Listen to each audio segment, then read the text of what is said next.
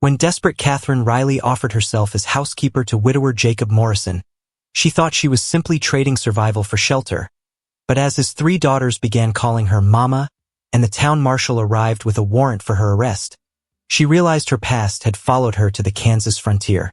Now, with Jacob willing to risk everything to protect the woman who had become the heart of his family, Catherine faces an impossible choice between the safety of those she's grown to love and the freedom she's fought so hard to claim. Will Catherine's newfound family be strong enough to help her face the demons of her past? Or will the law tear apart the only home she's ever truly known? The stagecoach wheels hit a deep rut, throwing Catherine Riley against the wooden seat so hard her teeth rattled. Outside the dusty window, the Kansas prairie stretched endlessly under the autumn sky of 1867, and she pressed her face to the glass, searching for any sign of the town called Millbrook. Her stomach cramped with hunger. When had she last eaten? Yesterday? The day before? Next stop, Millbrook! The driver shouted from above, and Catherine's heart jumped. This was it. Her last chance, her final roll of the dice.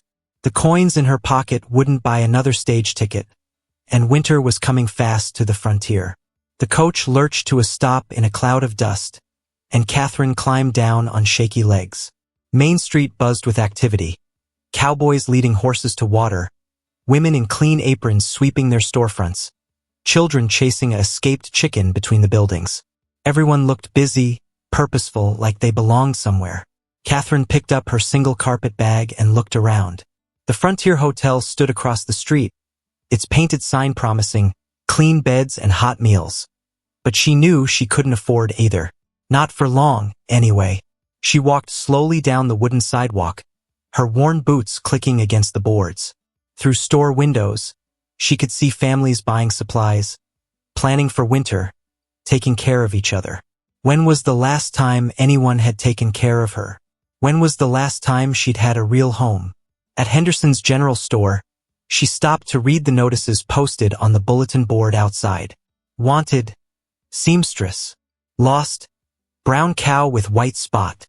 For sale, winter coats, good condition. Nothing that could help her. A woman emerged from the store, carrying a basket of goods. She was middle-aged with kind eyes and flour on her apron. You look lost, dear, she said gently. Are you new to town? Yes, ma'am. I'm looking for work. Catherine tried to keep the desperation out of her voice.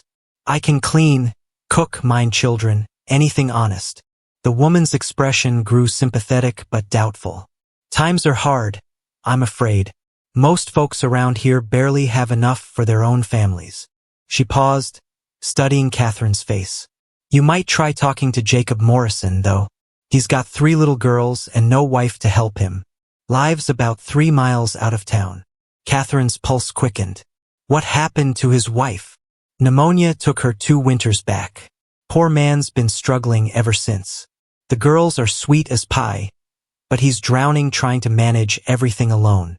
The woman shifted her basket to her other arm. Course he can't pay much, barely keeping his own head above water. I don't need much, Catherine said quickly. Just a place to stay and enough food to get by. The woman looked surprised. Most folks want wages, not just room and board. Catherine felt heat rise in her cheeks. How could she explain that room and board sounded like luxury to someone who'd been sleeping in barns and eating scraps for weeks? I just need a fresh start, she said simply. Well, you seem like a decent sort. Jacob usually comes to town on Tuesdays for supplies. That's today, so you might catch him if you wait around. The woman pointed toward the livery stable. He's got a wagon with Morrison painted on the side. Can't miss it. Catherine thanked her and made her way to the stable, her heart pounding with hope and fear. This could be her salvation, or just another door slamming in her face. She'd learned not to count on anything, but she couldn't help the small flame of possibility that flickered in her chest. The stable smelled of hay and horses, comforting and earthy. She found a spot on a wooden crate where she could watch the street without being too obvious about it.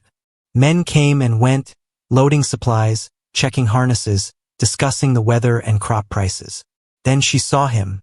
A tall man with dark hair and worried eyes was speaking quietly with the stable owner near a weathered wagon. Even from a distance, she could see the weight he carried in his shoulders, the way he moved like someone who'd forgotten how to rest. "That's Jacob Morrison," the stable owner said loudly enough for her to hear. "Needs new shoes for his mare, but I keep telling him those old ones have at least another month in them." "Can't afford new ones right now, Tom," Jacob replied, his voice carrying the careful tone of a man protecting his pride. "Maybe next month, after I finish that lumber job for the Patterson Ranch." Catherine watched him run his hand along his horse's neck, gentle despite his obvious frustration. There was something about the way he touched the animal that told her he was a kind man, someone who cared for things that depended on him. Taking a deep breath, she stood up and walked over to them. Her hands trembled slightly, but she forced her voice to stay steady. "Excuse me, are you Mr. Morrison?" He turned, surprised. "Yes, ma'am. Do we know each other?" "I'm Catherine Riley. I just arrived on the stage, and I heard you might need help with your children." The words tumbled out faster than she'd planned. "I can cook and clean and mind little ones. I don't need much, just a place to stay and basic meals." Jacob studied her face, and she could see him taking in her worn dress, her too thin frame, the desperation she was trying so hard to hide. But there was no judgment in his eyes, only understanding. "I can't pay wages," he said quietly. "Things have been difficult. I'm not asking for wages, just a chance to earn my keep." Catherine met his gaze directly. "I know you don't know me from anyone, but I'm willing to work hard. Your daughters need someone to look after them properly, and I need—" She paused, searching for the right words. "I need a family to belong to." The honesty in her voice seemed to surprise them both. Jacob was quiet for a long moment, his brown eyes searching her face as if trying to read her story there. "I have 3 girls," he said finally. "Anna's 10, Ruth's 8, and Mary just turned 6. They've been through a lot, losing their mother. They don't need any more disappointment in their lives." "I won't disappoint them," Catherine said, and realized she meant it more than she'd meant anything in years. "I give you my word." Jacob looked at the stable owner, who shrugged as if to say, "What have you got to lose?" Then he looked back at Catherine, and she saw something shift in his expression, a decision being made. "All right, Miss Riley, we'll try it for a week, see how everyone gets along. But I want to be clear, my daughters come first. If this doesn't work out, for any reason, you'll need to find other arrangements." "I understand completely." Catherine felt relief flood through her so strongly that her knees nearly buckled. "Thank you, Mr. Morrison. You won't regret this." As Jacob finished his business with the stable owner and loaded his few supplies into the wagon, Catherine wondered if she was making the biggest mistake of her life, or if she just found her way home. The wagon ride to the Morrison homestead gave Catherine her first real look at Jacob as a father, and what she saw made her chest tighten with unexpected emotion. He drove carefully, avoiding the worst ruts in the road, and every few minutes he'd glance back to check on something in the wagon bed. "What's back there?" Catherine asked, curious about his obvious concern. "Chickens," Jacob said with a slight smile, the first real smile she'd seen from him. "Mary's been asking for chickens for months. Found these 3 at a good price in town. Figured they'd give the girls something to focus on besides." He trailed off, but Catherine understood. Besides missing their mother. The homestead appeared as they crested a small hill, and Catherine's first thought was that it looked tired. The cabin was solid enough, built from good timber with a stone foundation, but the paint was peeling and one of the front steps sagged. A kitchen garden struggled against the weeds, and the fence around the chicken yard listed to one side like an old man leaning on a cane. But there was something hopeful about it too. Sunflowers grew wild along the cabin's south wall, and someone had hung a wind chime made of old spoons from the porch roof. A tire swing dangled from a massive oak tree, and children's clothes fluttered on a line stretched between 2 posts. "It's not much," Jacob said, following her gaze. "Sarah always said she'd make it beautiful someday. Plant flower beds and paint the shutters blue. But then she got sick, and after that—" He shrugged helplessly. 3 small faces appeared at the front window, pressing against the glass like curious puppies. Catherine felt her stomach flutter with nerves. Children were honest in ways that adults had forgotten how to be. They'd see right through her if she tried to pretend to be something she wasn't. Jacob helped her down from the wagon, and she smoothed her skirts nervously. The front door burst open, and the three girls spilled out onto the porch, their excitement barely contained. "Papa!" the youngest one called, launching herself at Jacob's legs. "Did you bring the chickens? Can we see them? What are their names?" "Easy, Mary," Jacob laughed, scooping her up. "Let me introduce you to Miss Riley first. She's going to be staying with us for a while, helping around the house." Catherine found herself looking into 3 pairs of serious brown eyes that were clearly taking her measure. The oldest girl, Anna, stood straight and tall, already carrying herself with the responsibility of someone who'd had to grow up too fast. Ruth hung back slightly, cautious but curious, while Mary clung to her father's neck and stared at Catherine with unabashed interest. "Are you going to be our new mama?" Mary asked with the directness that only small children could manage. Catherine felt heat rise in her cheeks, and she saw Jacob's face flush as well. "No, sweetheart," he said gently. "Miss Riley is going to help us take care of the house and make sure you girls are looked after when I'm working." "Like Mrs. Henderson does sometimes?" Ruth asked, referring to the neighbor woman who'd apparently helped out before. "Something like that," Catherine said, finding her voice. "But I'll be staying here with you so I can help with more things, like cooking and mending clothes and maybe teaching you some new games." "Can you braid hair?" Anna asked, unconsciously touching her own somewhat tangled locks. "Mama used to braid our hair every morning, but Papa—" She glanced at her father apologetically. "I can braid hair," Catherine said softly, "and I can teach you how to do it yourselves if you'd like." Something in Anna's expression shifted, a tiny crack in the wall of adult responsibility she'd built around herself. "That would be nice." Jacob set Mary down and began unloading the wagon. "Why don't you girls show Miss Riley around while I take care of these chickens? But be gentle, they've had a long day." Catherine followed the girls as they gave her a tour of their small world. The cabin had 3 rooms, a main living area with a stone fireplace, a kitchen barely big enough for a table and stove, and 2 bedrooms. The girls shared one room with 2 narrow beds and a trundle, while Jacob had the other. "Where will you sleep?"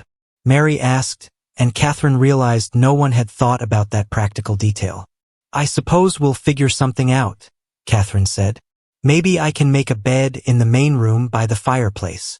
"Mama used to say the main room was the heart of the house," Ruth said quietly. "She said that's where families came together." The kitchen revealed the true scope of the challenge Catherine had taken on. Dishes were stacked haphazardly on shelves. The floor needed a good scrubbing, and something had definitely spoiled in the root cellar. She could smell it from the kitchen door. But there were signs of care too. Wildflowers in a jar on the windowsill, children's drawings tacked to the walls, a worn cookbook held open with a smooth stone. "Papa tries," Anna said, following Catherine's gaze around the messy kitchen. "But he doesn't really know how to keep house. Mama did all that." "Your papa does a lot of things," Catherine said firmly. "It's hard for one person to do everything. That's why I'm here, to help share the load." Outside, they could hear Jacob setting up the chicken coop, his voice mixing with the excited chatter of the new hens. Mary pressed her face to the window, watching every move. "Papa," she called through the glass. "The brown one looks like Mrs. Henderson." Jacob's laughter drifted through the window, rich and warm, and Catherine felt something twist in her chest. When was the last time she'd heard a man laugh like that? Not at someone's expense or because he'd had too much to drink, but just from simple joy. "Miss Riley," Anna said, tugging on Catherine's sleeve. "Are you all right? You look sad." Catherine looked down at the serious-faced little girl and realized she was crying. Just a tear or two, but enough for a child to notice. "I'm not sad," she said truthfully.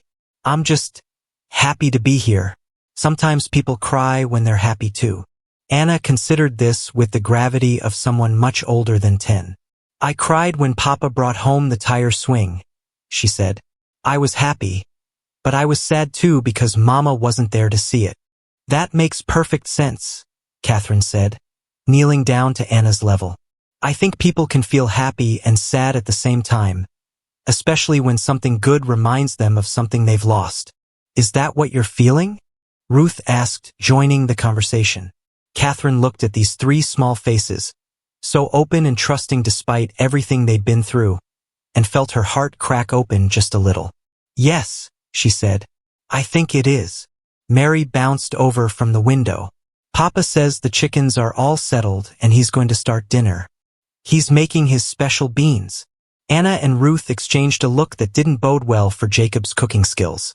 Papa's beans are very special, Anna said diplomatically. Maybe I could help with dinner? Catherine suggested. I'd like to learn how your papa likes things done. But as they made their way to the kitchen, Catherine wondered if she was the one who'd end up doing the teaching. Because from the sounds coming through the kitchen door, a lot of clattering and what might have been mild cursing, Jacob Morrison needed help with more than just watching his daughters. And maybe, just maybe, helping this struggling family would help her figure out who she was supposed to be. Smoke billowed from the kitchen window as Catherine rushed through the cabin door, her heart pounding from the acrid smell that hit her nose. Jacob stood over the stove, frantically waving a dish towel at a pan that was definitely on fire, while all three girls clustered in the doorway looking both worried and embarrassed. Step back, Catherine called, grabbing a bucket of water from beside the wash basin. She doused the flames with a satisfying hiss, filling the kitchen with steam instead of smoke. Jacob looked at her with a mixture of relief and mortification. Well, he said, setting down the blackened pan with a sheepish grin. I guess those weren't my best beans after all. Mary giggled despite the drama. Papa, you burned them worse than last time. There was a last time? Catherine asked, surveying the damage. The pan was ruined. There were scorch marks on the wooden counter, and the smell would probably linger for days. There have been several last times, Anna admitted. Papa's not very good at cooking. Ruth nodded solemnly. Mrs. Henderson says Papa could burn water if he tried hard enough. Catherine looked around the kitchen, really seeing it for the first time since the crisis. Empty food tins scattered on shelves, a few withered vegetables in a basket, some flour and cornmeal in cloth sacks. No wonder Jacob had been struggling. There was barely anything to work with. What do you usually eat? She asked gently, not wanting to embarrass him further. Jacob ran his hand through his dark hair, leaving it standing on end. Bread from town when I can afford it. Beans and salt pork mostly. Sometimes Mrs. Henderson brings soup. He gestured helplessly at the meager supplies. I'm not much of a provider these days. Catherine felt something fierce rise in her chest. Not pity, but determination. This family had been surviving on scraps while Jacob worked himself to exhaustion trying to keep them afloat. That was going to change, starting now. Girls, she said, rolling up her sleeves. Who wants to help me make a real dinner? But there's nothing to cook, Ruth pointed out practically. Catherine smiled, remembering skills she'd learned during her own lean times. There's more here than you think. Anna, can you check if those potatoes in the basket are still good? Ruth, see if you can find any onions. Mary, you're going to be my special helper. While the girls bustled around, Catherine examined their supplies more carefully. The flour was good, there were a few eggs from their old chickens, and she found some bacon fat in a jar that would work for cooking. Not much, but enough for a proper meal if she was creative. What are you making? Jacob asked, watching her measure flour into a bowl. Drop biscuits and potato pancakes, Catherine said, cracking eggs with practiced ease. My grandmother taught me how to make something from nothing. You just have to know the tricks. She set the girls to work peeling potatoes while she mixed biscuit dough, explaining each step as she went. Anna proved surprisingly good with a knife, while Ruth carefully grated the potatoes on an old metal grater. Mary's job was to crack eggs, which she took very seriously, tongue poking out in concentration.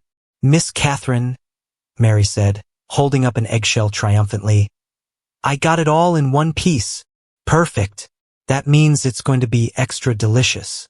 Jacob leaned against the kitchen doorframe, watching them work.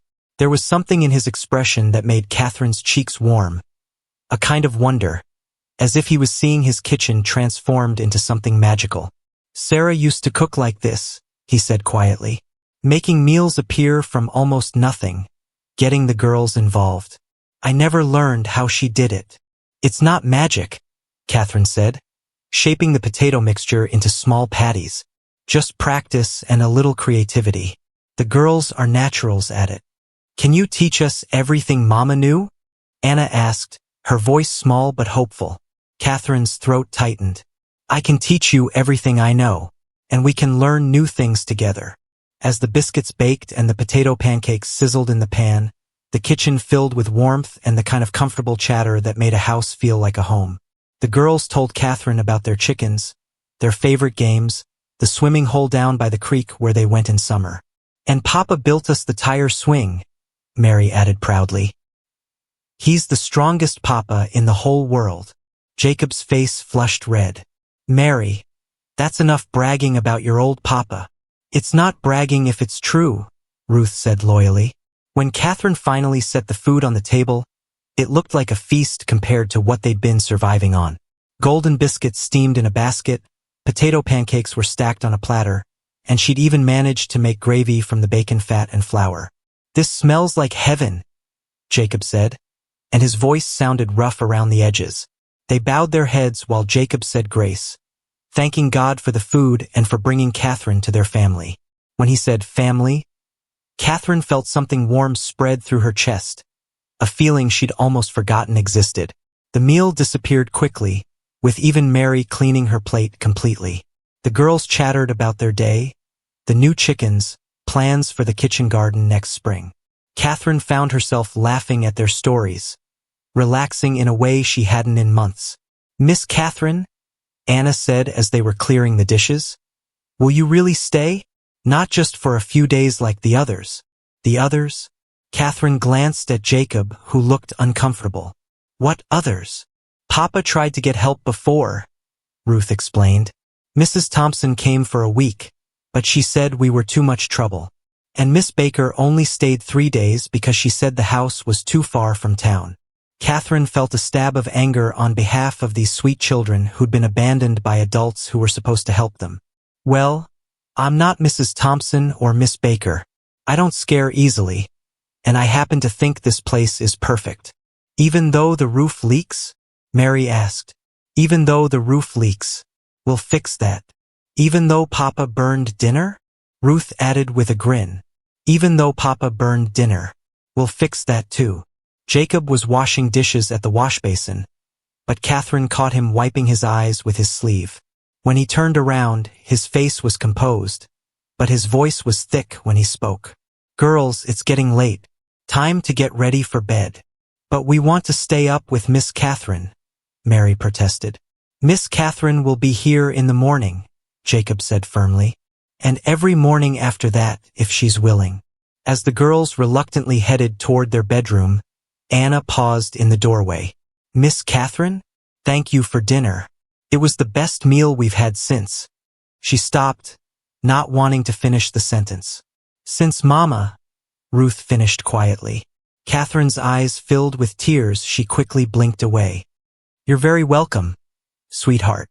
Sweet dreams." When the girls were finally settled in their beds, Catherine and Jacob found themselves alone in the kitchen for the first time. The silence stretched between them, comfortable but charged with unspoken questions. "I can't pay you what you're worth," Jacob said finally. "You don't know what I'm worth yet," Catherine replied, surprised by her own boldness. "I know you just gave my daughters the first real family dinner they've had in 2 years. I know you made them laugh and feel safe and normal. That's worth more than I could ever afford to pay." Catherine busied herself wiping down the already clean table. "They're wonderful children, Jacob. You should be proud." "I am proud of them, but I've been failing them in so many ways. Tonight, watching you with them," he shook his head. "You made it look so easy." "Nothing about this is easy," Catherine said honestly. "But some things are worth the effort." Jacob moved closer, and Catherine could smell the soap he'd used to wash his hands, see the way his brown eyes reflected the lamplight. "Catherine, can I ask you something?" Her heart skipped. "Of course. Why are you really here?" A woman like you could find work anywhere, probably marry well if you wanted. Why take on a struggling widower and his children in the middle of nowhere? Catherine felt the familiar tightness in her chest that came whenever someone asked about her past. How could she explain that she'd run so far and so long that she'd forgotten what it felt like to belong somewhere? That his children's acceptance meant more to her than any marriage proposal from a wealthy man? Maybe, she said carefully. Some people find their purpose in unexpected places. Jacob studied her face in the lamplight, and Catherine had the unsettling feeling that he could see more than she wanted to reveal. But all he said was, "I'm grateful you found your way to us, whatever the reason." As Catherine made up a bed for herself on the small sofa in the main room, she listened to the sounds of the family settling down for the night. Jacob's heavy footsteps in his bedroom, the girls' whispered conversations gradually trailing off to sleep, the old house creaking as it cooled. For the first time in months, Catherine fell asleep feeling safe. Catherine woke to the sound of someone crying, soft, muffled sobs that pulled her from sleep like a hand shaking her shoulder. Gray dawn light filtered through the cabin windows, and for a moment she couldn't remember where she was. Then the events of yesterday came rushing back. The stagecoach, Jacob's worried eyes, the girls' cautious acceptance, the disaster of dinner and the triumph of making it right. She sat up on the narrow sofa, her back protesting from the thin cushions, and listened.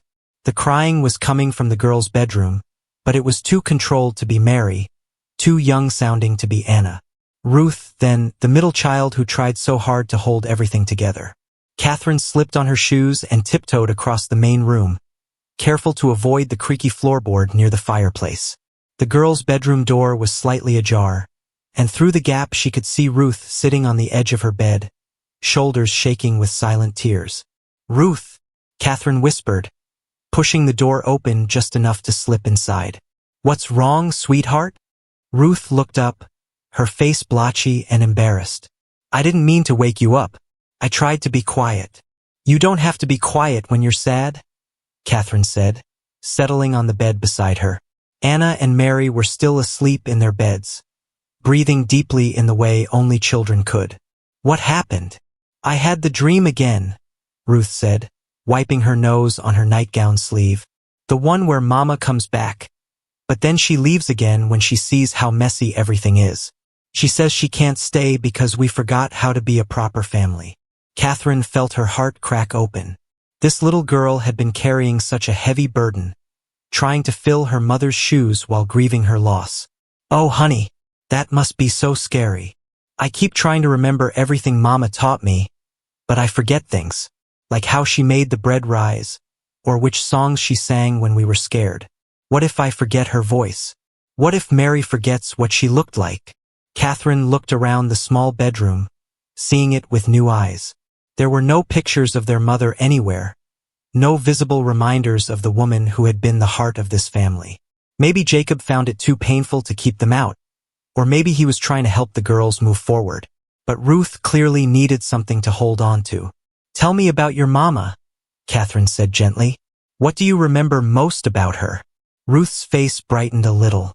She smelled like lavender soap and fresh bread, and she had this way of humming while she worked that made everything feel safe. Even when Papa was worried about money or the crops, Mama's humming made us feel like everything would be okay. "That sounds like a very special Mama." She was. She used to say that families are like quilts. All the pieces might be different shapes and colors, but when you sew them together with love, they make something beautiful and warm. Ruth's voice grew smaller. "But what if some of the pieces go missing? What if we can't remember how to be beautiful anymore?" Catherine thought about her own scattered life, all the pieces that had been torn away or lost along the way. "You know what I think? I think your mama's love is still holding all the pieces together, even if you can't see the threads. And maybe sometimes new pieces get added to the quilt, making it even more beautiful than before." "You mean like you?" The simple question caught Catherine off guard. "Maybe. Would that be okay with you?" Ruth considered this seriously, the way children do when adults ask their real opinion. "I think Mama would like you. You make good biscuits, and you don't get mad when Mary asks too many questions. And you made Papa smile at dinner, really smile, Not just the kind he does when he's trying to make us feel better. From the kitchen came the sound of someone trying to quietly start the fire in the stove, followed by a muffled curse that was definitely Jacob trying not to wake anyone. Ruth giggled despite her tears. "Papa's going to burn breakfast again, isn't he?" "Not if we help him," Catherine said, standing up and offering Ruth her hand. "Want to surprise him by starting the coffee before he sets the kitchen on fire?" Ruth wiped her face and nodded, looking more like her usual serious self. "Can we make those potato pancakes again?"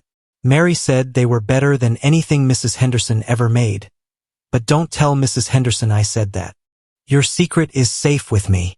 They crept into the kitchen to find Jacob standing over the stove with the same expression a man might wear when facing down a wild bear.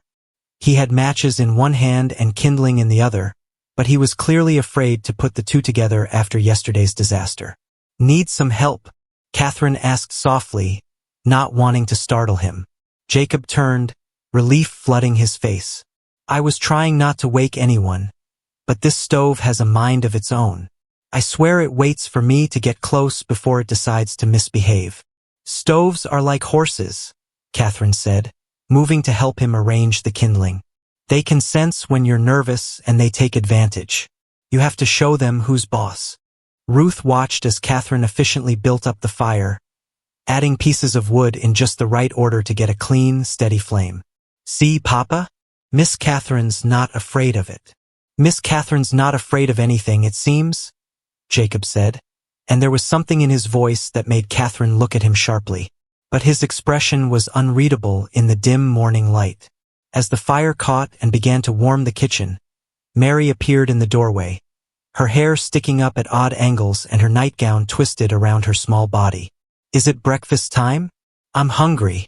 "It's always breakfast time when you're around, little mouse," Jacob said fondly, scooping her up for a morning hug. "Did you sleep well?" "I dreamed about the chickens," Mary announced. "They could talk and they told me their names. The brown one wants to be called Henrietta, and the white one with black spots is Penelope, and the red one is Buttercup." "Those are perfect names," Catherine said, starting to mix batter for more potato pancakes. "We'll have to introduce ourselves properly after breakfast." Anna emerged last, already dressed and with her hair neatly braided, a skill she'd clearly mastered out of necessity. She surveyed the peaceful kitchen scene with the satisfied air of someone whose world was finally making sense again. "Good morning, Miss Catherine. Did you sleep well on the sofa? It's not very comfortable. Papa tried it once when he had a bad cough and didn't want to keep us awake." "It was fine," Catherine said, though her back said otherwise. "But maybe we can figure out a better arrangement. I saw there's a small room off the kitchen that might work as a bedroom with a little cleaning." "That's the old pantry," Jacob said. "Sarah used to store preserves and dry goods in there, but it's been mostly empty since." He trailed off, then cleared his throat. "Since we haven't had much to preserve. Mind if I take a look at it after breakfast? I'm good at making small spaces work." As Catherine cooked and the family gathered around the table, she felt the rhythm of domestic life settling around her like a comfortable shawl. This was what she'd been missing during all those months of running and hiding, the simple pleasure of belonging somewhere, of having people count on her and worry about her comfort. But even as she served breakfast and listened to the girls chatter about their plans for the day, a small voice in the back of her mind whispered warnings. Good things didn't last, not for someone like her. And when the past finally caught up, because it always did, would she be strong enough to protect this fragile new happiness? For now, though, watching Jacob's face relax as he ate her cooking and listening to Mary's elaborate plans for training the chickens to perform tricks, Catherine decided to worry about tomorrow when it came. Today, she had a family to take care of, and that was enough. The letter arrived on a Tuesday morning that started like any other, but Catherine knew the moment she saw Jacob's face that their peaceful world was about to shatter. He stood in the kitchen doorway holding a piece of paper, his skin pale as winter wheat, while the girls played with their chickens in the yard outside. "What is it?" Catherine asked, setting down the bread dough she'd been kneading. Her hands were still covered in flour, but something about Jacob's expression made her forget everything else. "Sheriff Dalton just rode out from town," Jacob said quietly. his voice carefully controlled. Someone's been asking questions about you. A man claiming to be a federal marshal. Catherine's legs nearly gave out. She gripped the edge of the kitchen table, flower handprints marking the worn wood like evidence of her guilt. What kind of questions? About a woman who matches your description. Dark hair. About your height and age. Traveling alone. Jacob's brown eyes searched her face. He says this woman is wanted for theft and abandoning a legal marriage. The kitchen suddenly felt too small, the walls pressing in around Catherine like a trap closing. Outside, she could hear Mary's delighted laughter as Henrietta the chicken pecked grain from her small palm, and the sound nearly broke her heart. How could she have been foolish enough to think she could outrun her past forever? Catherine. Jacob's voice was gentle but firm. I need you to tell me the truth. All of it. She looked at this man who had given her shelter and trust, whose children called her name with joy every morning, and felt the weight of her deception crushing down on her chest. His name is Wade Garrett, she whispered, and he's not really a marshal, though he carries papers that say he is. He bought the badge the same way he bought our marriage, with money and threats. Jacob set the letter on the table and moved closer, but he didn't touch her. Start from the beginning. Catherine closed her eyes, remembering things she'd tried so hard to forget. My father owed him money, gambling debts that grew bigger every month. When father died, Wade said the debt became mine to pay. He offered marriage as settlement, said it was my only choice unless I wanted to end up in debtor's prison. But you were married to him legally? Yes. The word tasted bitter in her mouth. But it wasn't a real marriage, Jacob. It was a business deal, and when the business turned ugly, she touched her ribs unconsciously, remembering the bruises that had taken weeks to heal. I had to leave or he would have killed me. What did you take when you left? My mother's jewelry, the pieces father hadn't already gambled away, a small amount of money that was rightfully mine, and a gold watch that had belonged to my grandfather. Catherine's voice grew stronger as she spoke. Everything I took was mine by right, but Wade claimed it as his property because I was his wife. Jacob was quiet for a long moment, processing her words. Outside, Anna's voice joined Mary's as the older girls came to help with chicken feeding time. Their innocent chatter felt like music from another world. One where families stayed together and mothers didn't have to run away in the night. How long ago? Jacob asked finally. 3 years. I've been moving from town to town ever since, taking whatever work I could find, never staying long enough for him to track me down. Catherine laughed bitterly. I thought Kansas was far enough. I thought maybe I could finally stop running. Maybe you can. Catherine stared at him in disbelief. Jacob, did you hear what I said? He's coming for me. When he finds me, he'll drag me back to Missouri, and this time, she shuddered, not wanting to finish that thought. This time he'll have to go through me first. The quiet conviction in Jacob's voice made Catherine's heart skip. You don't understand. Wade has money, influence, legal papers. He can make trouble for you and the girls. I won't let that happen. And you don't understand, Jacob said, stepping closer until she could see the gold flecks in his brown eyes. You're not alone anymore, Catherine. You're part of this family now, and families protect each other. Before Catherine could respond, Mary's voice called from outside. Miss Catherine. Papa. Come quick. Buttercup laid an egg. Jacob managed to smile despite the tension. We should go see. The girls have been waiting for this all week. They walked outside together, and Catherine felt the autumn sun on her face like a blessing she didn't deserve. The girls clustered around the chicken coop, pointing excitedly at a single brown egg nestled in the hay. Look, Miss Catherine. Mary bounced on her toes. Buttercup's first egg. Can we cook it for lunch? Of course we can, Catherine said, forcing cheer into her voice. That's a very special egg. But even as she admired Buttercup's achievement and listened to the girls make plans for celebrating their first homegrown breakfast, Catherine's mind was racing. She had maybe a day or two before Wade arrived, assuming the sheriff had sent word back to town about her whereabouts. That gave her time to disappear again, to vanish into the frontier before he could harm this family that had given her everything. "Miss Catherine, you look sad," Ruth observed with the sharp intuition of a child who'd learned to read adults' moods. "Are you worried about something?" "Just thinking about how proud I am of all of you," Catherine said, which wasn't entirely a lie. "You've worked so hard to take care of these chickens." Anna tilted her head, studying Catherine's face. "Papa looks worried too. Did something bad happen?" Jacob and Catherine exchanged glances over the girls' heads. How much should they tell them?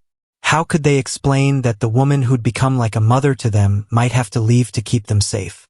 "We just got some news from town that we need to think about," Jacob said carefully. "Nothing for you girls to worry about right now." But Catherine could see that Anna, at least, wasn't fooled. The oldest Morrison daughter had learned to recognize the signs of adult trouble, and her eyes moved between Catherine and her father with growing concern. That evening, after the girls were asleep, Catherine and Jacob sat by the fireplace in the main room, the flickering flames casting dancing shadows on the log walls. Catherine had made her decision during the long hours of afternoon chores, but she dreaded saying the words aloud. "I have to leave," she said finally. "Tonight, before he gets here." "No."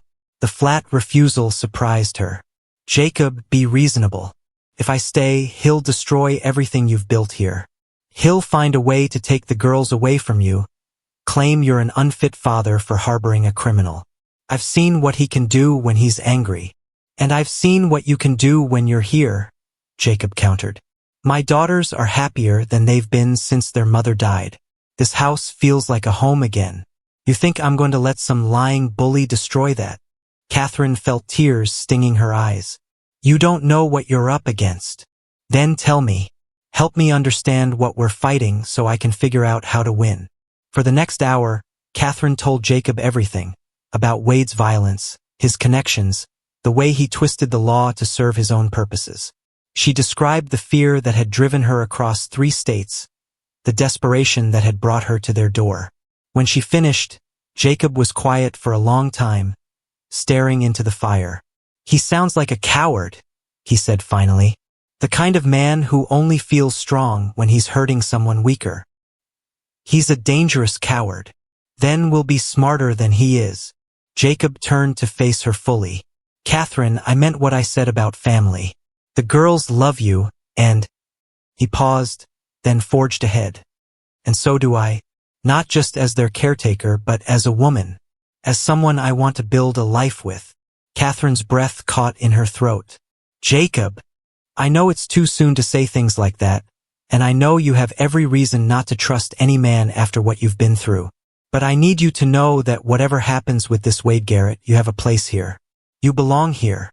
Outside, an owl called through the darkness, and somewhere in the distance, a coyote answered. The frontier night was full of wild things and uncertain dangers, but inside the warm circle of firelight, Catherine felt something she'd almost forgotten existed. Hope. "What if we can't stop him?" she whispered. "Then we'll try something else. And if that doesn't work, we'll try again. But we'll do it together." Jacob reached for her hand, his calloused fingers gentle against her skin. "That's what families do, Catherine. They don't give up on each other." As Catherine fell asleep that night on the narrow sofa, she allowed herself to imagine a different ending to her story, one where the past didn't have the power to destroy the future, where love could triumph over fear, where a woman who'd lost everything could find her way home. But in her dreams, she still heard Wade Garrett's voice calling her name, getting closer with each passing hour. The sound of approaching horses at dawn shattered Catherine's uneasy sleep like breaking glass. She bolted upright on the sofa, her heart hammering as hoofbeats thundered into the yard. Too many horses, moving too fast for anything good. Through the front window, she glimpsed dark shapes against the gray morning sky. "Papa!" Anna's frightened voice called from the girls' bedroom. "There are men outside."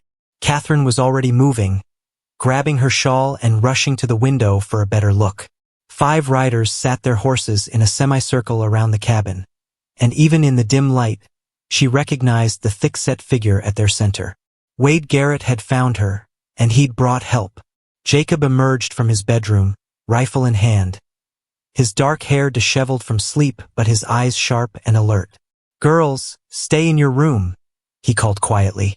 No matter what you hear, don't come out until I tell you. Is it the bad man Miss Catherine told us about? Mary's small voice quavered through the door. Catherine's stomach clenched. When had she told them about Wade? Then she remembered. Yesterday afternoon, while they'd been gathering eggs, Ruth had asked why she looked so worried.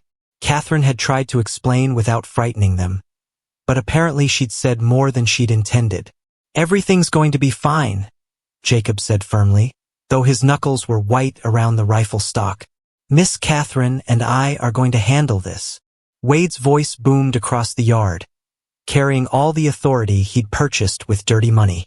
Catherine Riley, I know you're in there. Come out here and face what you've done. Catherine moved to stand beside Jacob at the window, and Wade's pale eyes fixed on her immediately. He looked older than she remembered, his face more lined and his belly softer, but his smile was the same cold predator's grin that had haunted her nightmares. There's my runaway wife, he called mockingly, hiding behind another man's skirts, just like always. I'm not your wife, Catherine said, loud enough for him to hear through the glass. I never was, not in any way that mattered. The law says different, sweetheart, and I've got papers here that prove you stole from me when you ran off. Wade held up an official-looking document. Theft, abandonment of legal marriage, and now harboring stolen goods. That's serious business in any territory. Jacob stepped closer to the window, making sure Wade could see the rifle. You're on my property, Marshal, and you're frightening my children. State your business and move along. My business is with my wife, Morrison. Hand her over and we'll be on our way. No need for things to get unpleasant. And if I refuse? Wade's smile widened, showing teeth like yellowed piano keys. Well, then I'd have to arrest you for interfering with federal business. Might have to take those pretty little girls of yours into protective custody too, seeing as how their father would be in jail and all. Catherine felt ice water run through her veins. This was exactly what she'd feared, Wade using his false authority to destroy innocent people just to get to her. She couldn't let Jacob and his daughters pay for her mistakes. I'll come with you, she said, her voice steadier than she felt. Just leave them alone. Catherine, no. Jacob's hand closed around her wrist. We talked about this. That was before he threatened your children. From their bedroom came the sound of muffled crying. Mary, probably, though Ruth was trying to shush her. These precious girls who'd started to trust her, who'd called her part of their family, were now terrified because of the danger she'd brought to their door. Wade chuckled, enjoying the drama. See how it is, Morrison? She knows where she belongs. Don't make this harder than it needs to be. But before anyone could respond, the sound of more horses filled the air. Catherine's heart sank, thinking Wade had brought even more men. But then she saw Jacob's face change. He was smiling. Looks like you've got company, Marshal, Jacob called out. Sheriff Dalton rode into the yard leading a group of townspeople. Tom from the livery stable, Mr. Henderson from the general store, even Mrs. Patterson, whose husband owned the big ranch south of town. They formed a loose circle around Wade's men, outnumbering them 2-1. Morning, Marshal Garrett, Sheriff Dalton said pleasantly. Folks in town heard you were planning to make an arrest out this way. Thought we'd ride along. Make sure everything was done proper and legal-like. Wade's confidence flickered for the first time. This is federal business, Sheriff. Local law has no jurisdiction. Oh, I agree completely, Dalton replied. That's why I sent a wire to the territorial judge yesterday, asking about your authority to make arrests in Kansas. Funny thing, he'd never heard of you. Catherine watched Wade's face darken as his carefully constructed authority began to crumble. I have papers. You have papers that say you're a deputy marshal in Missouri, Dalton interrupted. But this is Kansas territory, and you've got no more authority here than any other private citizen, which makes what you're doing right now look a lot like kidnapping. The men with Wade began shifting nervously in their saddles. They'd been hired for what they thought was a legal arrest, not an illegal abduction. One of them, a young cowboy who looked barely old enough to shave, actually began backing his horse away from the group. She's my wife? Wade snarled. his mask of civilized authority slipping to reveal the cruel man underneath. "I have every right to take her back." "Maybe you do and maybe you don't," said a new voice. Catherine turned to see Mrs. Henderson riding up the path, but she wasn't alone. Behind her came Anna's schoolteacher, the preacher's wife, and half a dozen other women from town. "But first, we'd like to hear the lady's side of the story." Catherine stared in amazement as the townspeople, people who barely knew her, who had every reason to stay out of a stranger's troubles, positioned themselves between her and Wade's men. Mrs. Patterson, who'd been coolly polite during their few encounters in town, now sat her horse like an avenging angel. "Something's not right about this whole business," Mrs. Patterson declared. "I've never seen a woman so afraid of her own husband, unless there was good reason for the fear. Catherine Riley has been nothing but helpful and hardworking since she came to our town," Mrs. Henderson added. "She's taken fine care of the Morrison children, and anyone can see she's a decent woman. I don't know what went on between you two back in Missouri, Marshal, but I know what I see with my own eyes." Wade looked around at the circle of hostile faces and seemed to realize that his intimidation tactics weren't working. "This is ridiculous. I'm taking my wife home, with or without your permission." "No," said a small but clear voice. "You're not." Everyone turned to see Anna Morrison standing on the cabin porch, still in her nightgown but with her chin raised defiantly. Behind her, Ruth and Mary clustered in the doorway, all three girls looking scared but determined. "Miss Catherine is part of our family now," Anna continued, her young voice carrying across the yard. "She takes care of us and loves us, and we love her back. If she was married to you and you were a good husband, she wouldn't be afraid every time someone mentions your name. Children should be seen and not heard," Wade snapped, but his bluster sounded weak now. "These children have seen plenty," Ruth said, stepping up beside her sister. "They've seen Miss Catherine cry from bad dreams. They've seen how she jumps when doors slam too loud. They've seen what it looks like when someone's been hurt bad enough to run away from home." Mary, not to be outdone by her older sisters, piped up with devastating innocence. "Mamas don't run away from good papas, only from scary ones." Catherine felt tears streaming down her face as she watched these brave little girls stand up for her against a man who terrified her. Jacob's arm slipped around her waist, steady and warm, and she leaned into his strength. Sheriff Dalton cleared his throat. "Well, Marshal, seems like the lady doesn't want to go with you, and the community doesn't want her to go either. Now, you can try to force the issue, but I should warn you that kidnapping carries serious penalties in this territory. Might be best if you just rode on back to Missouri." Wade's face had turned an ugly shade of red, and Catherine could see the rage building behind his pale eyes. This was the moment she'd always feared, when his careful facade would crack and the real monster would emerge. "She's mine," he hissed, his hand moving toward his gun. "She belongs to me, and I'll be damned if I let a bunch of dirt farmers tell me different." But as his fingers touched his weapon, he found himself staring down the barrels of a dozen rifles, all held by steady hands and determined faces. The townspeople of Millbrook might not be professional gunfighters, but they knew how to protect their own. "I wouldn't if I were you," Sheriff Dalton said quietly.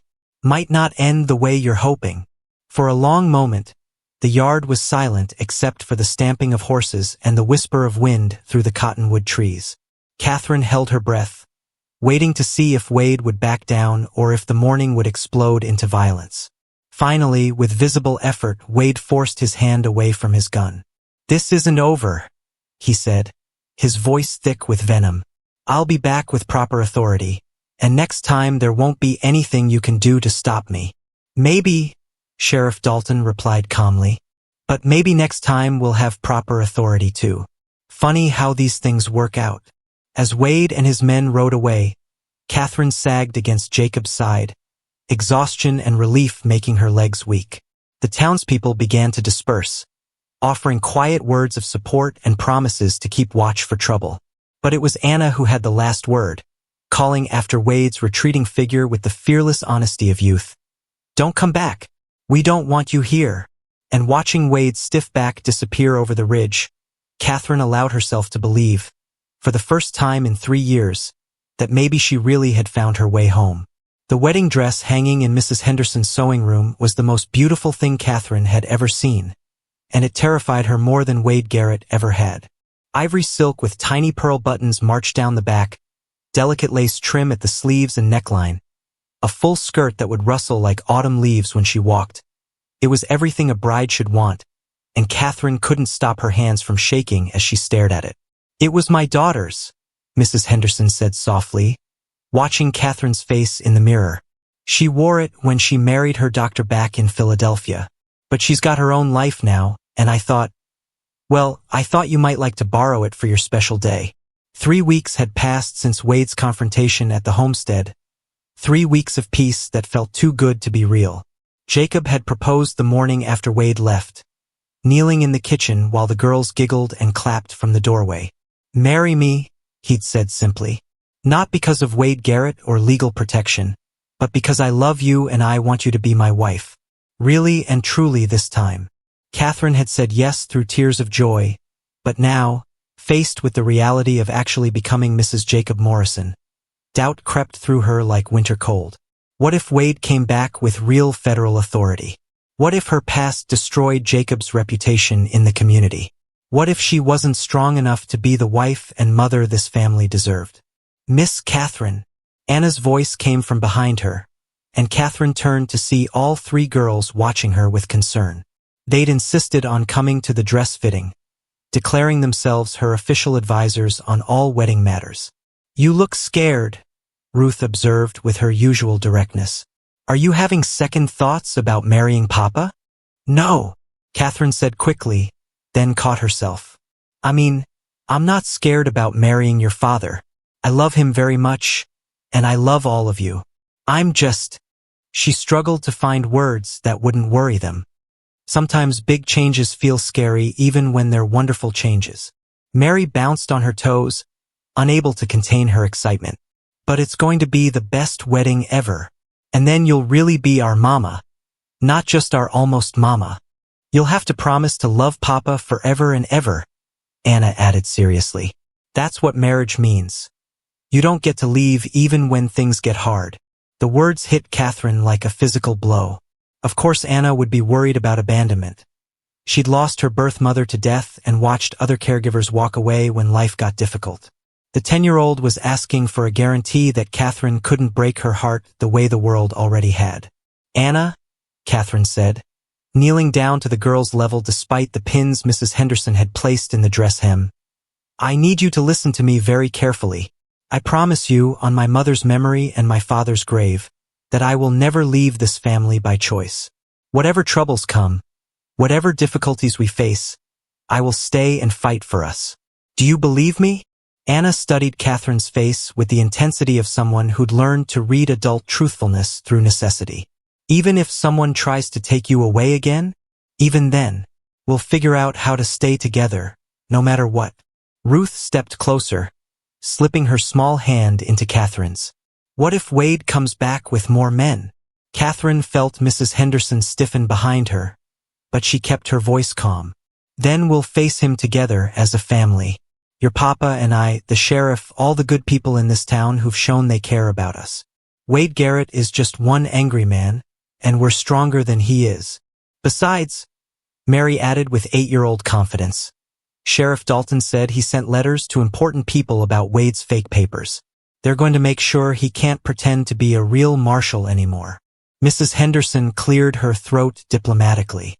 "Speaking of the wedding, we should probably focus on getting this dress fitted properly. The ceremony is only 5 days away, and there's still plenty of work to do." For the next hour, Catherine stood patiently while Mrs. Henderson pinned and adjusted, marked hem lengths and sleeve positions. The girls offered running commentary on every detail, debating whether Catherine should wear flowers in her hair, Mary's vote, or a simple veil, Anna's preference, or both, Ruth's compromise. "What did your first wedding dress look like?" Ruth asked innocently, and the room went deadly quiet. Catherine met Mrs. Henderson's eyes in the mirror, seeing understanding there.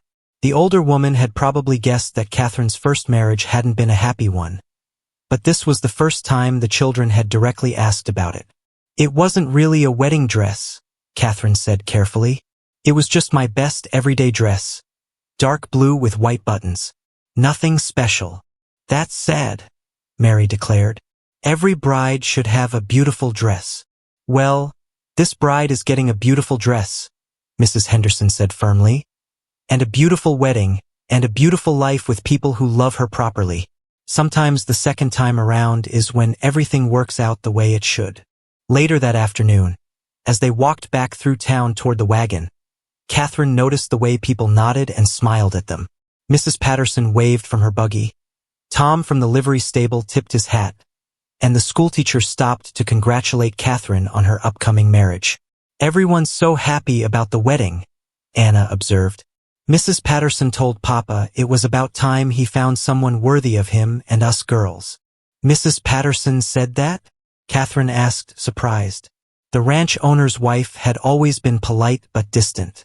Oh yes, Ruth confirmed. And she said any woman brave enough to stand up to Wade Garrett was exactly the kind of person Millbrook needed more of. Catherine felt warmth spread through her chest. She'd spent so long thinking of herself as damaged goods, someone who brought trouble wherever she went. But these people saw her differently, as someone strong enough to face down threats, caring enough to nurture children, worthy enough to join their community. When they reached the wagon, Jacob was waiting with a smile that made Catherine's heart skip. How did the fitting go?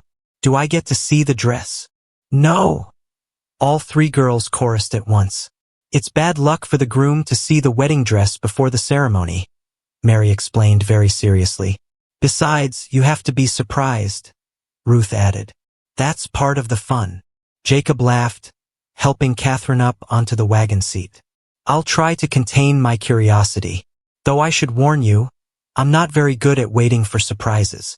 As they drove home through the afternoon sunshine, Catherine listened to the girls' chatter about wedding plans and felt something she'd never expected to feel again.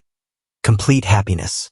Not the desperate relief of escape or the temporary comfort of safety, but genuine joy in the life she was building.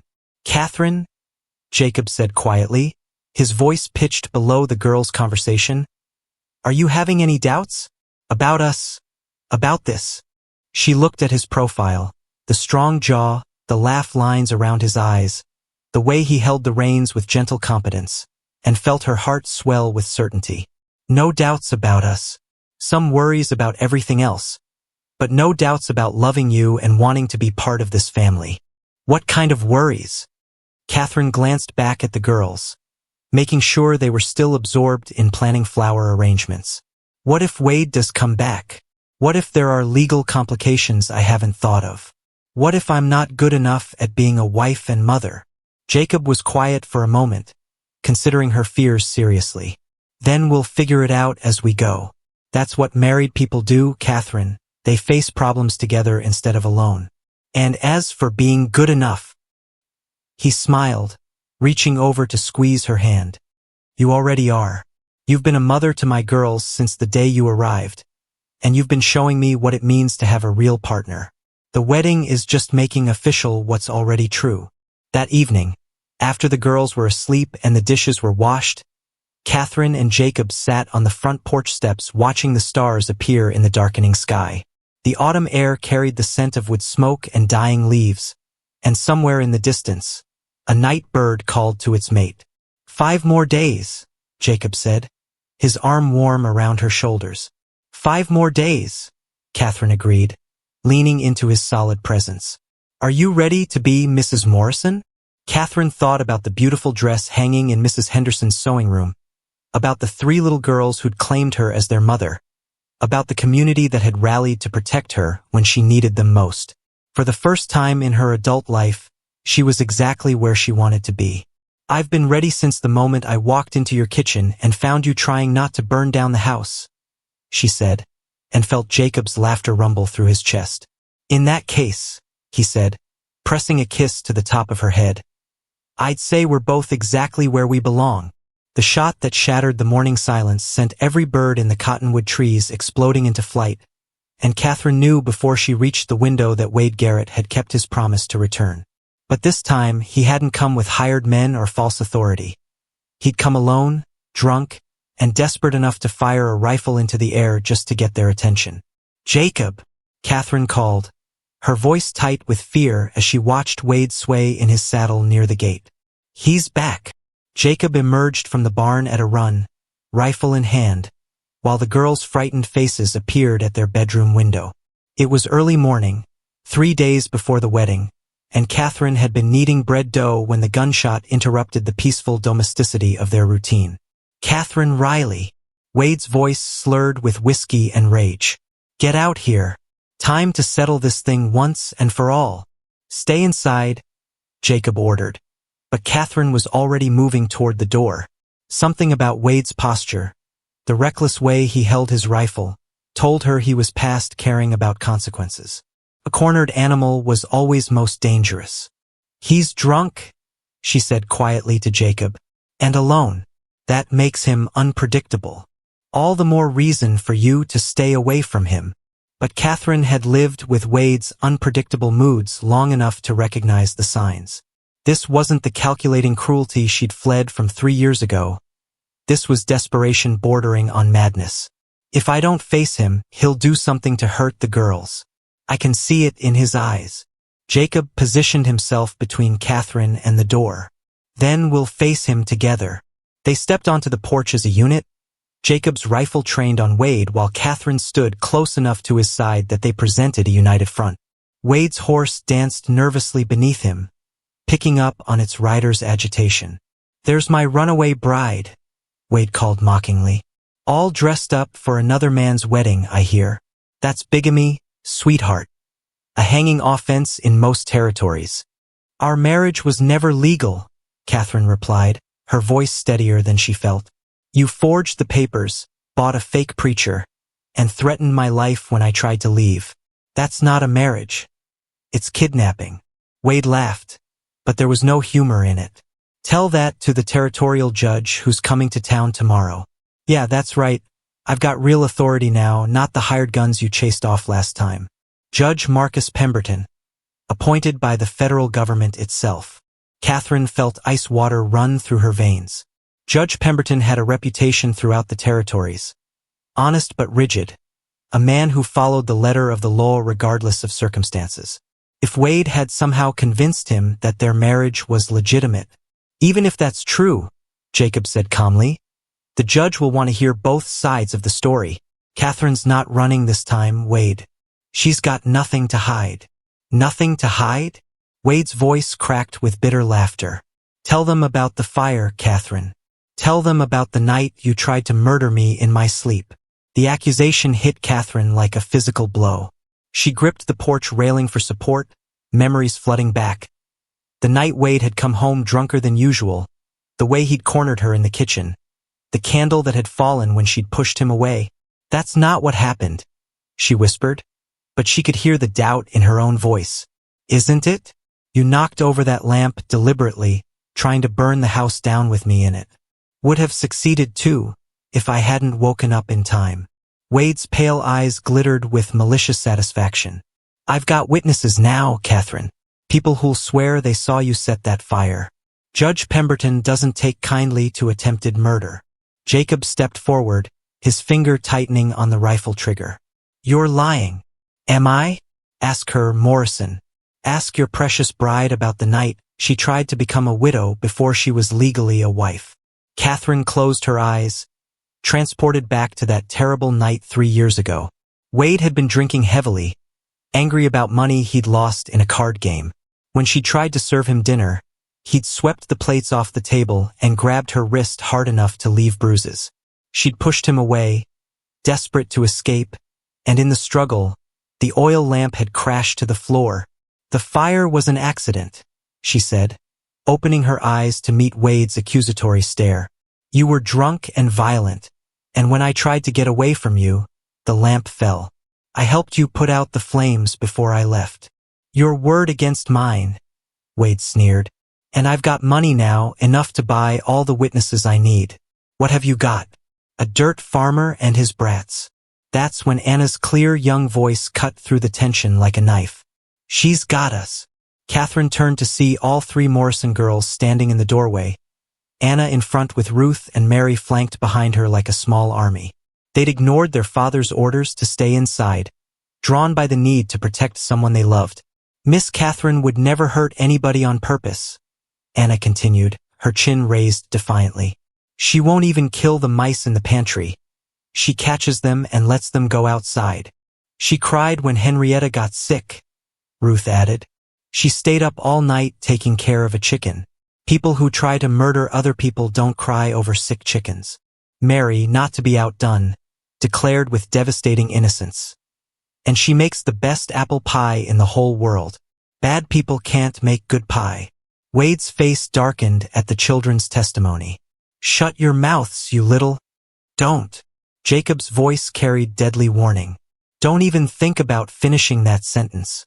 The standoff stretched taut between them, Wade drunk and desperate, Jacob protective and determined, Catherine caught between her past and her future. Then, from down the road, came the sound of approaching horses. Lots of them, moving fast. Sheriff Dalton crested the hill leading what looked like half the town of Millbrook.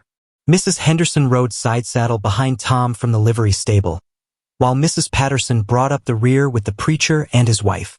Even the schoolteacher was there, her usually neat hair flying loose from its pins. Heard gunshots, Sheriff Dalton called as he dismounted. Everything all right out here? Wade's confidence wavered as he found himself once again outnumbered by determined townspeople. This is a private matter between me and my wife. Funny thing about that, Sheriff Dalton said, pulling a folded paper from his vest pocket. Got a reply to that wire I sent about your authority. Seems Judge Pemberton never heard of you either. In fact, he's mighty interested in meeting a man who's been using his name to threaten innocent folks. Catherine watched Wade's face cycle through shock, rage, and finally, a kind of broken desperation. His carefully constructed lies were crumbling, his purchased authority revealed as worthless, and he was left with nothing but the truth of what he really was.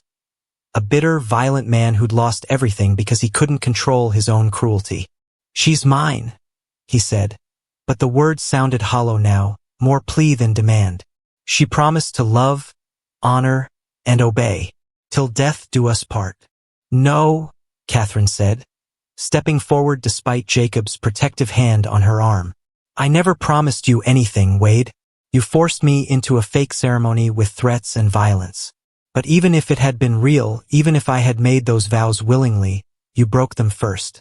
The moment you raised your hand to me, the moment you made me afraid in my own home, any promise I might have made was void.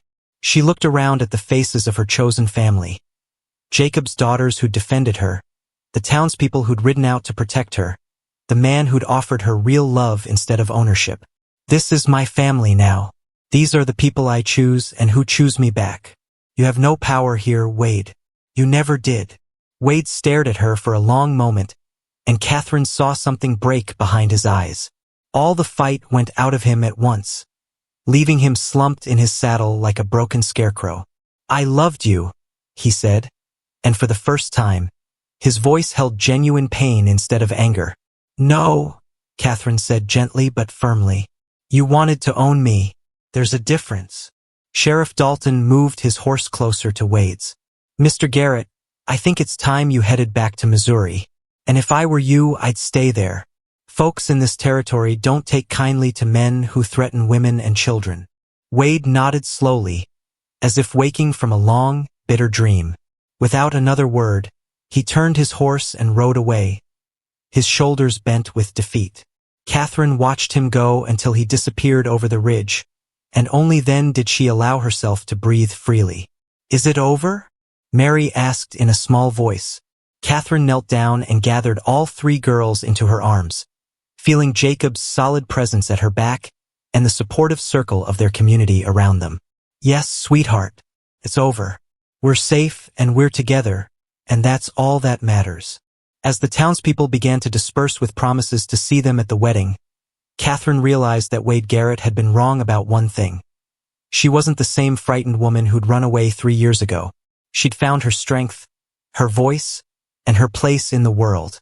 And in 3 days, she would marry the man she loved, surrounded by the family she'd chosen and the community that had chosen her back.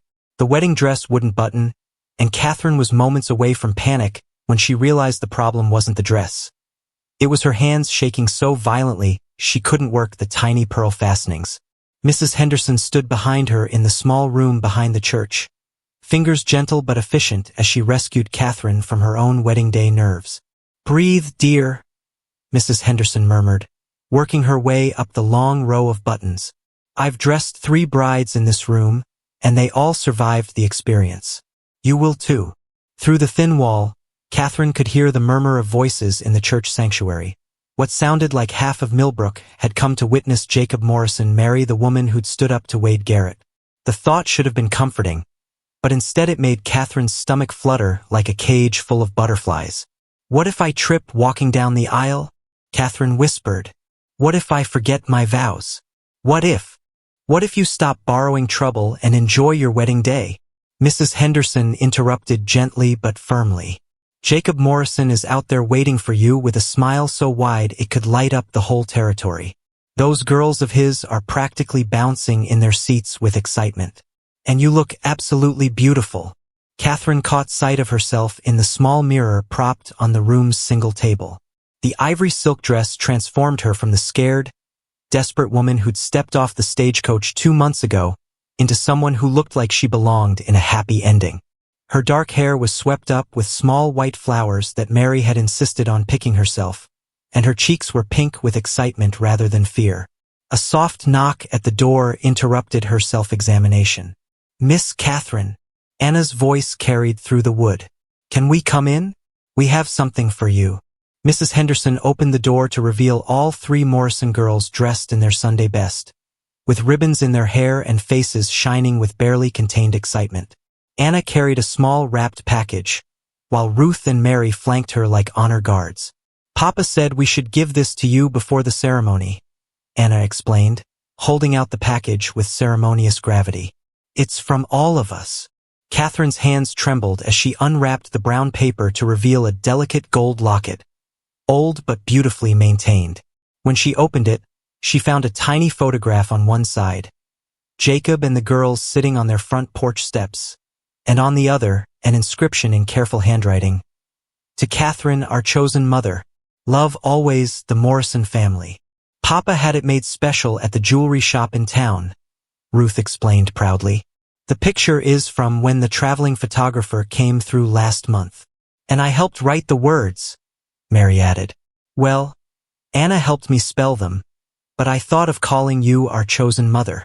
Catherine felt tears threatening to spill over, and Mrs. Henderson quickly handed her a handkerchief. "Don't you dare cry and ruin that beautiful face before the ceremony," she scolded gently. "It's the most wonderful gift I've ever received," Catherine managed, her voice thick with emotion. "Will you help me put it on?" Anna stepped forward with the solemnity of someone performing a sacred ritual, carefully fastening the locket around Catherine's neck. The gold was warm against her skin, and Catherine touched it gently, feeling the weight of belonging it represented. "Now you'll always have us with you," Ruth said with satisfaction.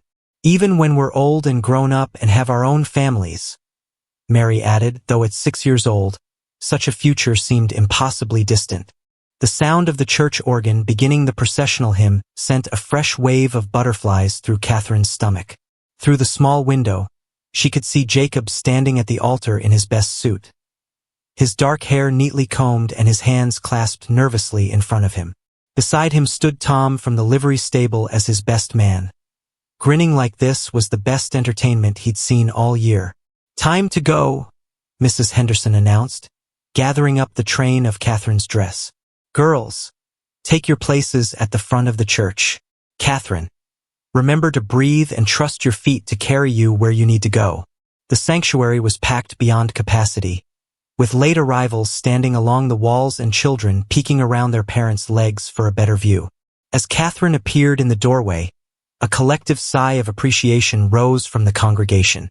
She looked like a princess from a fairy tale, and everyone present seemed determined to ensure her story had a happy ending. But it was Jacob's face that held Catherine's attention as she walked down the aisle. His brown eyes were bright with unshed tears, and his smile was so full of love and joy that she felt her own fears melting away with each step. This was Jacob, her Jacob, who'd offered her shelter when she had nowhere to go, who'd defended her when danger threatened, who'd seen past her damaged exterior to the woman she could become. The girls had taken their places in the front pew, sitting with Mrs. Henderson and beaming like they'd personally arranged the entire ceremony. Mary waved enthusiastically until Ruth elbowed her into proper behavior, while Anna watched with the satisfied expression of someone seeing a long-cherished plan come to fruition. Preacher Williams opened his worn Bible and smiled at the assembled congregation. Dearly beloved, we are gathered here today to witness the union of Jacob Morrison and Catherine Riley in holy matrimony. The familiar words washed over Catherine like a blessing, but she found herself thinking not of the ceremony's formality, but of all the small moments that had brought them to this point. Jacob teaching her to coax fire from the temperamental stove. The girls defending her against Wade's accusations. The whole town riding out to protect her when she was too scared to protect herself. Jacob, Preacher Williams said, do you take Catherine to be your lawfully wedded wife, to have and to hold, in sickness and in health, for richer or poorer, for better or worse, as long as you both shall live? I do, Jacob said, his voice strong and clear, carrying to every corner of the packed church. Catherine, do you take Jacob to be your lawfully wedded husband, to have and to hold, in sickness and in health, for richer or poorer, for better or worse, as long as you both shall live? Catherine looked into Jacob's eyes and saw her future there. Not perfect, because life never was, but real and honest and full of the kind of love she'd stopped believing existed. I do, she whispered, then said it again more loudly. I do.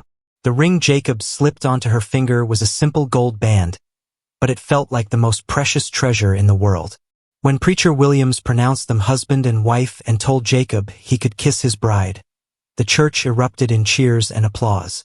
But for Catherine, the noise faded away until there was only Jacob's face drawing closer, his hands gentle on her shoulders, his lips warm and sure against hers. When they broke apart, she was officially Catherine Morrison, and the scared, desperate woman who'd arrived on the stagecoach 2 months ago was officially laid to rest. Hello, Mrs. Morrison, Jacob said softly, his forehead touching hers.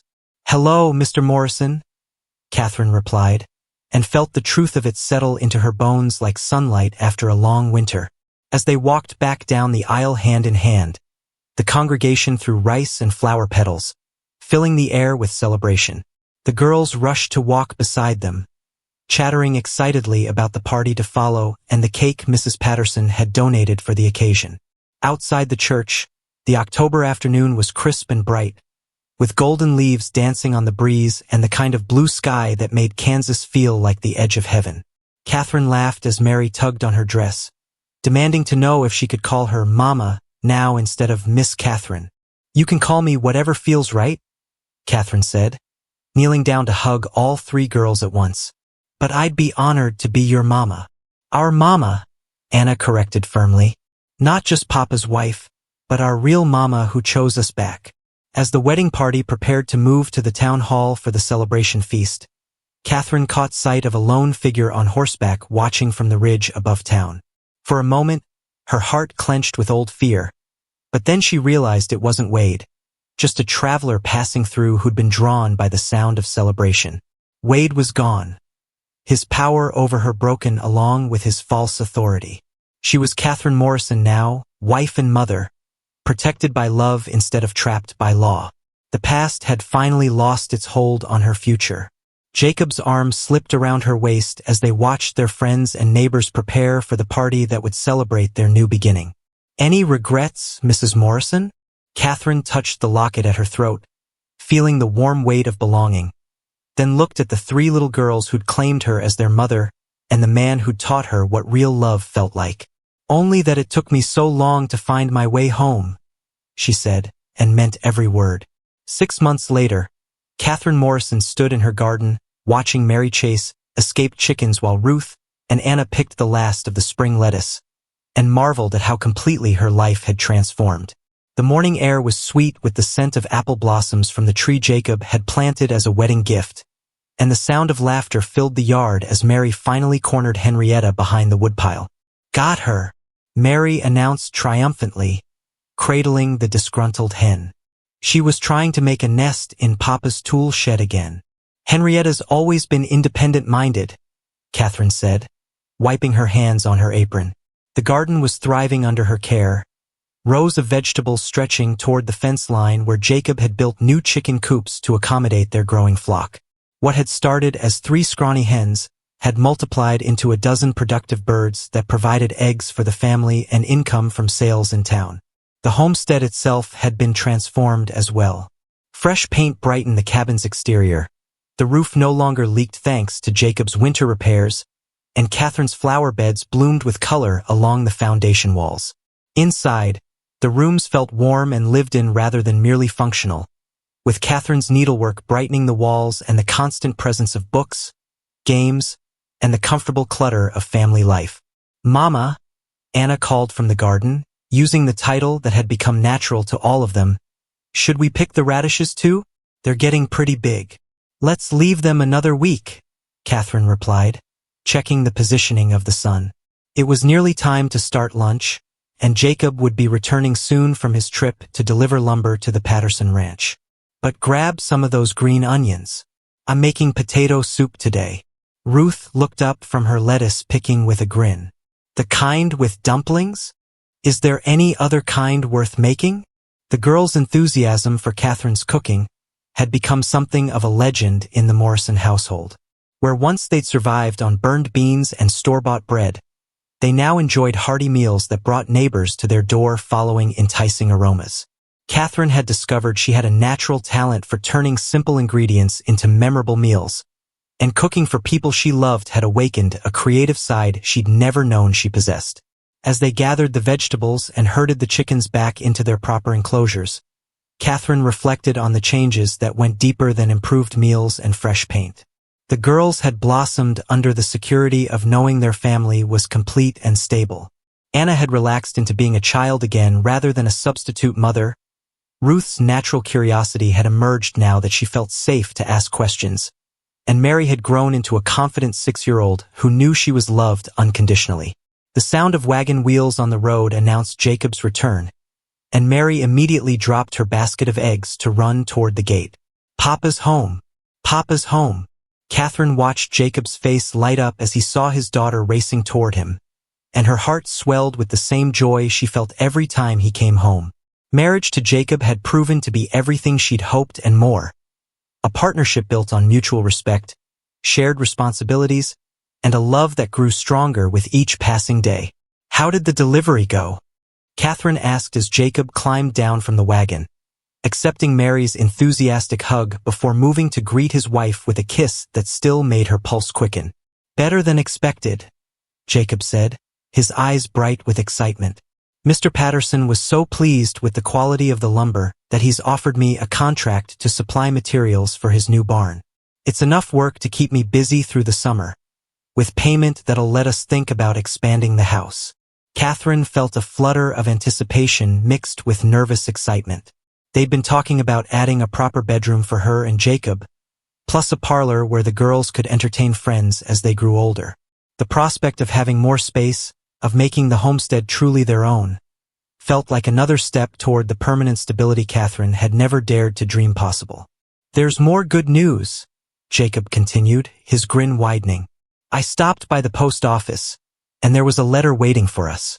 Official territorial business." Catherine's stomach clenched with familiar fear.